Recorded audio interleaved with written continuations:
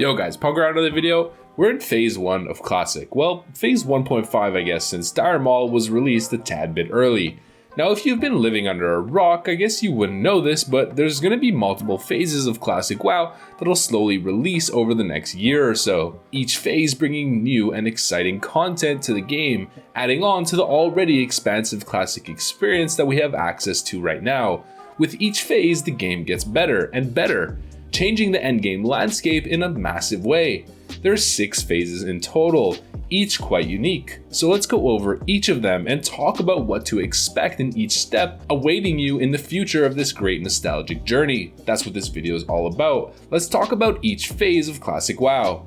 Let's get into it. Alright, so the first phase that we've got is phase 1, which is what we're experiencing right now. And this is an emulation of the patch 1.1 from back in the day, when the game first released. Now the core of patch 1.1 is obviously, as you guessed, Molten Core, and of course Ahn'Qiraz's Lair. Molten Core is the first ever raid that was created for WoW in general, and it was actually rushed for the player base. People were hitting level 60 and there wasn't any endgame content, so Blizzard, if I'm not mistaken, hired a bunch of developers from the game EverQuest, if you guys know what that is. That's the inspiration for World of Warcraft to begin with, and they just put a raid together. That's why Molten Core is pretty simple. Most people view it as a really easy raid, and they're not exactly wrong. I'm pretty sure it was put together within a week or something like that. So in terms of endgame raiding experience, phase 1 is gonna be quite simple, and I think it's gonna pale in comparison in terms of the experience that's waiting for you in the next couple phases of raiding. I'd say Molten Core is probably the most uninteresting raid that there is, and the gear that you get from it, for the most part, is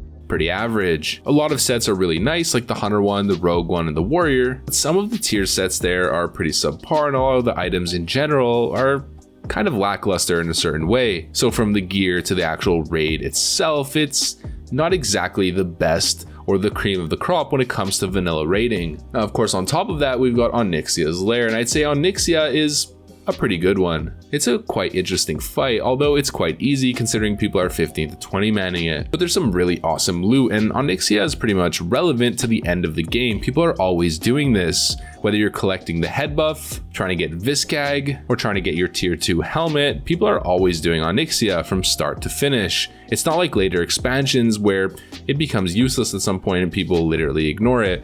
People are going to be pugging Ahn'Qiraj raids even in the Naxx patch, especially considering that it's just a single raid boss where you walk into her lair, kill her, and then bounce. And of course you get a world buff. And on top of that, we've got Marathon, which is just a 5-player dungeon, which is actually not patch 1.1, but rather patch 1.2, where Blizzard just felt that they had to add one more dungeon that could slightly affect endgame a certain way. So that's phase 1, which, as I stated in the intro, is probably the most uninteresting phase in general. Outside of the leveling process and that whole cluster of people logging on at the same time and blasting through, and of course the world PvP, the endgame in vanilla is kind of just getting ready for phase 2 if you talk to most endgame raiders and endgame players. Phase 2 is really where the game starts to take it up a notch. The first thing that we have to cover obviously is Dire Maul, which has been released early, so we'll talk about phase 1.5. Dire Maul is a dungeon with 3 instances specifically,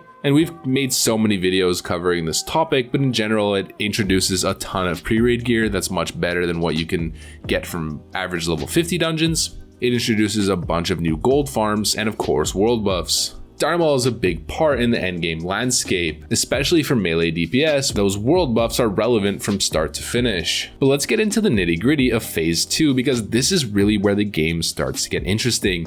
And you might notice, like I just said, people are kind of playing phase 1 just to prepare for phase 2. Phase 2 is really where things get crazy, and I mean completely unhinged. This is probably the phase that I'm anticipating the most. I'd say Naxx is probably my favorite raid of all time, but if I was to choose one specific phase that I'm anticipating the most, or I'd say is probably going to go down with the largest level of infamy, it's probably going to be phase 2.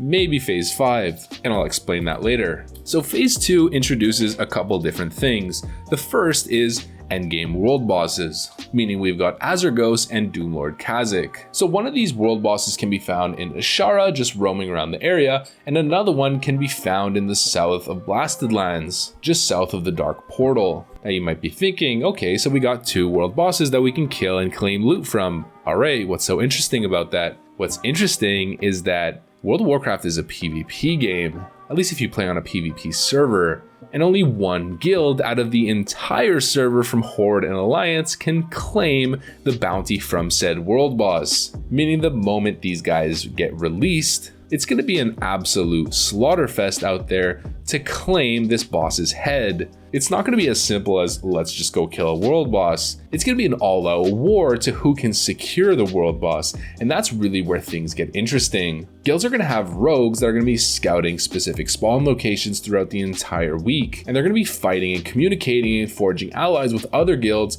in order to try and get world boss loot. Best part about this loot is that it's really, really good, especially the items that drop off of Azurgos. There's some really stellar items. So expect the battle for world bosses to be absolutely insane. And the next part that comes alongside this is kind of tied into that world PvP element. We've got the PvP rank awards and honor system. So you might know back in the day, there was an honor system. There wasn't arenas or anything like that. You would have to grind a specific amount of honor each week, and then you would slowly rank up from rank 1 to rank 14, rank 14 being either High Warlord or Grand Marshal depending on your faction. And as you ranked up, every time you gained a rank, you would gain access to different rewards, starting from simple blues to epic gear that rivaled the gear that you could get in Naxx and AQ40, which is insane considering this is phase 2 before Blackwing Lair is even released. But it's not that simple. To get rank 14, you have to dedicate your life. It's not really just PvP and eventually you'll get it.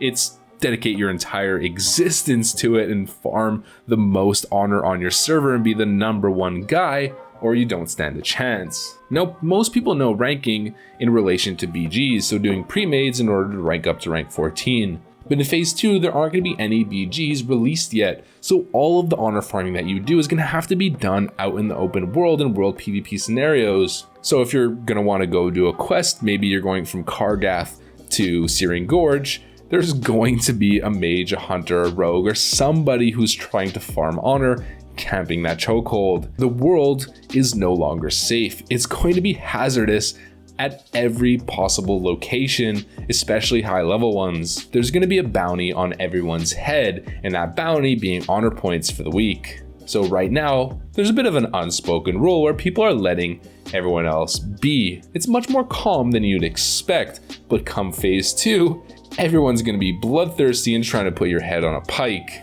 Alright, now phase 3. Phase 3 I'd say is the cherry on top of phase 2, adding in much more interesting elements to the already established endgame ecosystem that we are experiencing. The first is the addition of Battlegrounds. Not all of them, but 2 out of 3. With phase 3, we're getting access to Warsong Gulch and Alterac Valley. Warsong Gulch being the premier 10-man battleground that most pre-mades tend to queue, especially on Alliance side with that pesky Druid and Paladin flag carrying combo. Now the beauty about Warsong Gulch is that you're able to queue up into Warsong from level 10 to level 60, meaning this is where the dawn of twinking starts. You might have noticed that not many people are making twinks right now, and that's because there's no Warsong Gulch, but once Warsong Gulch releases in phase 3, this is when people are going to be twinking like crazy, especially considering that Arathi Basin, I believe you need level 30 to enter, and Alterac Valley is level 51 plus. And staying on that note,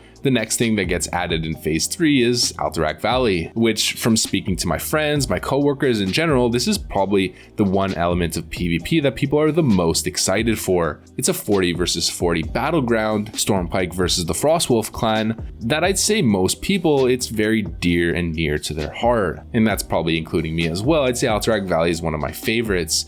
The beauty about Alterac Valley is the reputation is really easy to get. So getting exalted with the Stormpike or Frostwolf is quite easy crazy, and you can get access to epic rewards really easily, whether it's these offhands, the Don Julio's ring, the unstoppable force, or whatever it is. So this is not only a huge addition in terms of content, but it also gives you access to new items and new rewards. Now the next thing that we get is the Dark Moon Fair, which I'm sure a lot of you guys know what this is, especially since it's quite prevalent in retail. It's the fair that comes, I believe, once a month with a bunch of events and a bunch of rewards that you can claim. The most important thing out of the Dark Moon Fair in Classic WoW is of course the trinkets when you stack up the entire deck and the world buff. So the two best trinkets that you can get from the Dark Moon Fair are Dark Moon card Blue Dragon and Dark Moon card Maelstrom. Blue Dragon is one of the best trinkets in the entire game for druid healers and priest healers. It has a 2% chance on successful spellcast to allow 100% of your mana regeneration to continue while casting for 15 seconds. There's certain items in the game that have an immediate impact, meaning once you equip them on your character,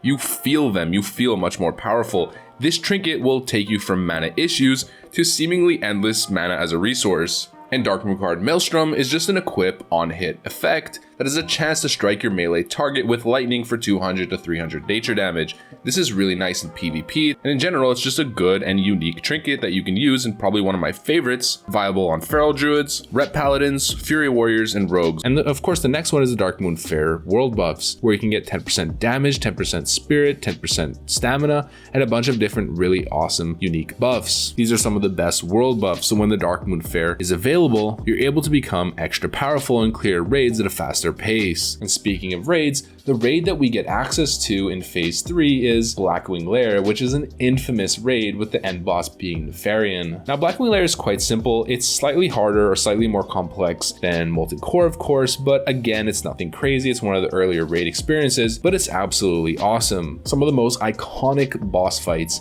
in vanilla take place in this raid, and some of the most iconic items and some of the best itemized items are going to be presented as well within this raid. Blackwing Lair is going to be an awesome experience, and it's going to get us ready for all of the challenges that come ahead. Good luck on your Drake Fang Talisman, your Neltharion's Tear, or your Rejuvenation Gem. I wish you luck, but you're probably not getting one. Alright, so Phase 4. This I'd say is probably the filler phase. There's a good amount being added, but nothing too game breaking. It's just kind of extra content on top of what we're already going to be experiencing at the time. The first is the addition of Arathi Basin, which I'd say is probably my favorite BG available, especially if I'm playing a rogue. It's a battleground with 5 different capture points, and you have to, holding that capture point giving you resources over a period of time, and the first team to 2,000 resources wins the BG. This I'd say is probably the least tedious BG. It tends to go by fast. It's not like Warsong that can last an eternity. Alterac Valley, of course, lasting an extra eternity. It tends to be quite fast paced and filled with little battles all over the place, little skirmishes. So come Phase 4, you're gonna have the whole menu of PvP available to you: World PvP, Alterac Valley, Warsong Gulch, and Arathi Basin. Now the next addition is Zul'Gurub, which is a 20-man raid. It's kind of like a catch-up raid in a certain way, but it's really fun. And it's something that most guilds, especially newer guilds that are starting up or trying to gear out your alts, this is going to be the focus. A lot of the items that drop here are arguably better than what you can get in Molten Core, or at least on par. So brand new guilds or people that want to gear out their alts, this is going to be a great alternative. If you need a 2-hand on your Rep Paladin, a 2-hand on your Warrior, get Zinrock, Destroyer of Worlds. And even main raiders, there's some really nice caster off pieces, healer rings, and certain things that can help flesh out your entire caster set or your entire healer set. But that's not where it ends. The best part about ZG is 2 mounts are getting introduced to the game. The first one is the Rizashi Raptor, which is just a basic raptor mount, but you can ride it on Alliance side, which is super cool. And the absolute #1 mount, at least in my opinion, probably in all of Classic, is the Zulian Tiger. This is the coolest mount ever. I'll put it on the screen, and I don't really feel like I have to say much else. It's the best. Now on top of that, we've got some extra PvE content, and that's the Green Dragons, or the Dragons of Nightmare, which are 4 green world bosses on top of Azargos that are guarding the Emerald Dream portals. These dragons are Lethon, Emerus, Terrar, and Ysandra, each dropping incredible raid gear, and most importantly, dropping nature resist gear. It's going to be super important to secure these as a guild so you can have an edge headed into AQ40. And this is where we get access to specific items that are so bonkers good, like Deviate Growth Cap. You find these world bosses guarding each of the Emerald Dream portals across the world. Alright, now remember earlier where I said the one phase that I'm probably looking forward to the most or anticipating the most is phase 2, and then I said maybe phase 5 as well. Let's talk about phase 5. Now this is probably the most game breaking or most exciting phase of the entire game, and I'd say if there's gonna be one phase that's gonna bring back the hype that we saw on the release of Classic WoW, at least to a certain extent, and bring us back up to 10,000 queue times, it's probably gonna be phase 5. Now why is that? It's the Ahn'Qiraj war efforts, or opening the AQ40 gates. This is one of the most historic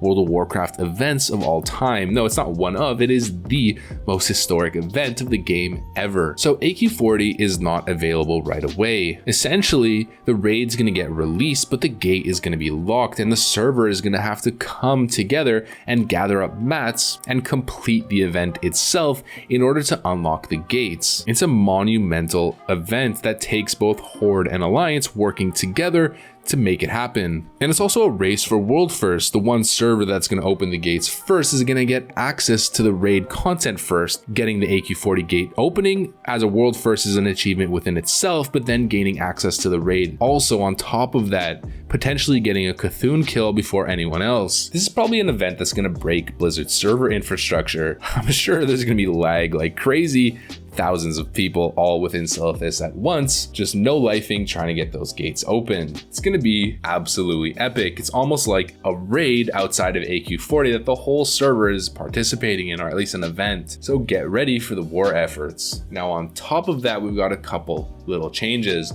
The first one is tier 0.5 or dungeon set 2. Those quest lines are going to be released. So you're going to be able to take your dungeon set 0, your Magisters, your Wild Heart, Valor, whatever set it is, and upgrade it to a better version or even an epic version depending on the slot with pretty decent pre-raid stats. Now the quest lines are super intense and I wouldn't recommend doing it on your main character, but for your alt it might be something that you consider. For instance, the Rogue chest piece is stupid good. The Warrior boots, again, incredibly amazing. So you might want to do it depending on what your class is. And talking about loot, we've also got the PvE loot revamp, where a bunch of items that are pre-raid items that you might see on specific lists are not available. That's because they get released during AQ40 phase or phase 5. Like the Faith Healer boots from Rend, the Offhand, there's tons of them. There's some items out there that are better than Blackwing Lair equivalents. There's going to be certain pre-raid blue items from dungeons that are going to be much better than anything that you can get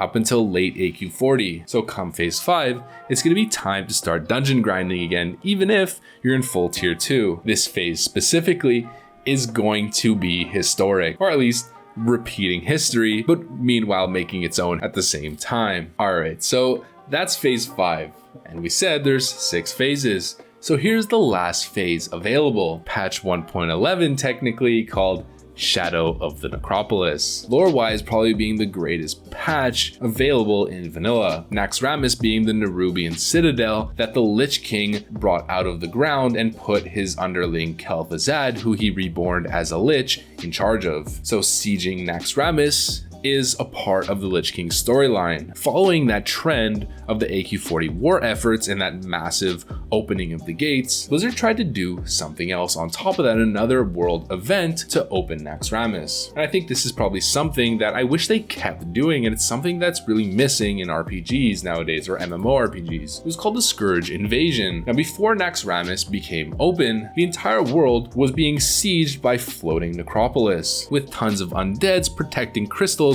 across the globe. It was our job to purge the undead and cleanse the crystals, coming together a massive server event spanning across the entire globe, involving the whole player base, even lower level people who aren't ready for it, to gain access to Naxx, the dreaded citadel. Now phase 6 is pretty much just Naxx, but Naxx within itself packs an absolute punch. It's probably my favorite raid of all time in the entire lineage of World of Warcraft. And of course, having an event to unlock it all is absolutely fantastic. The class specific gear sets in Naxx are probably the most beautiful and most sought after in the entire game. The raid itself is massive with 15 bosses that are quite challenging. You might think Molten Core is easy right now, but Naxx is really gonna bite you in the butt and surprise you with how difficult it is. And of course, the whole epic nature of it, the event, unlocking it, getting attuned, and then headed in, clearing wing by wing by wing, progressing with your guild is probably gonna be some of the best time that I'm gonna have or you're gonna have in your classic experience. So Phase 6, even though it's only Naxx, is something to really